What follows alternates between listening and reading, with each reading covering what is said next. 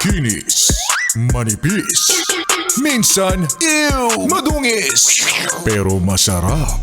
Mwah! Ikis. Sexy time na. Sexy Mega! Happy Monday mga yes friend ko! Yes! Hindi po natin napigilan ng Lunes. Opo, Lunes na naman! Ang Lunes na ito, ang isa sa mga Lunes na pinakaayaw ng mga estudyante. All because marami-rami na ang ngayon ang first day of classes nila. O, diba? Diba? Diba? Tapos na maliligayang araw, tapos na ang araw ng pagpupuyat, diba? Ang paghayahay sa bahay, walang ginagawa, may pasok na ulit sila.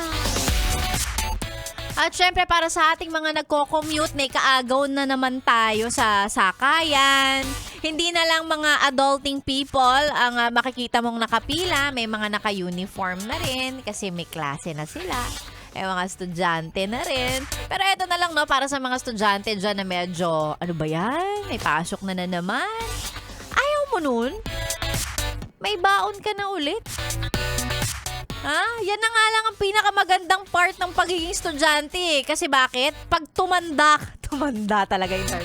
Pag natapos ka mag-aral, as soon as mag-start ka magtrabaho, hindi mo na magagawa yung paghingi-hingi ng baon kay mama, kay papa.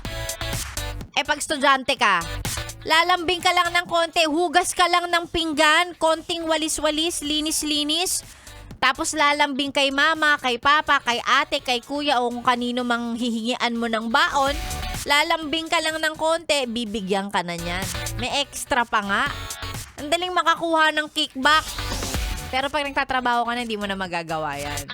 So ngayong may pasok na, at least 'di ba? May pera ka na ulit. Ako sinasabi ko talaga sa inyo, mas madali akong nakakaipon nung nag-aaral ako kaysa nung nagtatrabaho ako. 'Di ba sabi nila, pag may trabaho ka, magkakapera ka na. Tapos nung nagtatrabaho na ako, parang sabi ko, bakit parang hindi naman totoo yun? Bakit parang hindi naman? May mali ba? May mali ba akong ginagawa? Well, bukod sa magastos ako, baka yun nga talaga yun.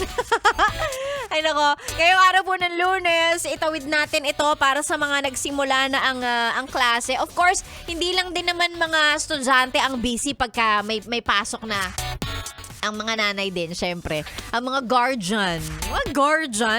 Diba? Yung mga nagpapaaral, yung mga nag-aalaga ng mga bata, mas nauunang gumigising yan sa umaga kasi sila nagpe-prepare ng baon, sila naghahanda ng uniform, ng mga gamit na dadalhin. Diba? Mas, kung pagod ka mag-aral, actually mas pagod yung naghahanda. Tumutulong sa'yo maghanda para makapasok ka. O, diba? Kaya wag na magreklamo.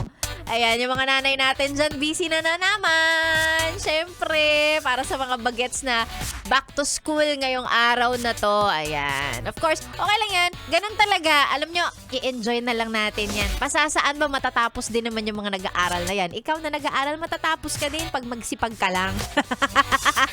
Pag magsipag ka lang tsaka hindi ka mag-asawa ng maaga, makakatapos ka naman. Charet! Ha? Sexy Megan po niyo ang kasama ngayong beautiful Monday morning, June 16. Sa mga gusto magpa-shoutout, libreng-libre lang. Pero dahil maigpit ang pangangailangan ko dahil naubos na ang sweldo ko nung 15, pwede ka namang mag-send ng konting padulas lang para una kong basahin yung pa-shoutout mo. Pwede yun. Extortion, nangikil, nanghingi ng lagay. Ang mga pa-shoutout po ay send sa ating Facebook page. Yan ay DJ Megan, Yes FM. Of course, samahan ng picture ng radyo kasi gaya ng lagi kong sinasabi, gustong-gusto ko pong nakikita ang mga radyo nyong alikabok at ang mga radyo nyong parang masisira na konting-konti na lang. Pero at least nakatutok sa 101.1 Yes FM. And of course, huwag kalimutang i-follow at i-like din ang page ko. Kapag ka hindi naka-follow, hindi naka-like, hindi siya shoutout. Ang lagay pa shoutout ka lang tapos hindi ka man lang mag-follow. Hiyang-hiya naman ako. Charot ha? isend again, DJ Megan Yes FM po ang ating Facebook page. At syempre, idamay mo na rin ang page ng Yes FM Manila. Mamaya naka-live tayo dyan. O, di ba, bongga? Sa lahat ng mga nasa biyahe, lakasan ng radyo para hindi lang ikaw ang nag-e-enjoy. Nakikinig sa tugtugan ni Sexy Megan ngayong Monday morning. Pati na rin syempre yung mga kasama mo, di ba? Sa mga nasa biyahe, ganun din. Mga nasa bahay, ay, lakasan. Para ma-report sa barangay. Charot, hindi. Charis lang. Lakasan para dinig din ng kapitbahay. Ay, ano yung pinakikinggan niya? Ay, Yes FM. Ganon. Diba? Para lahat kayo masaya. Sexy Mega na po ang inyong kasama. Tuloy-tuloy hanggang tanghali ngayong beautiful Monday morning.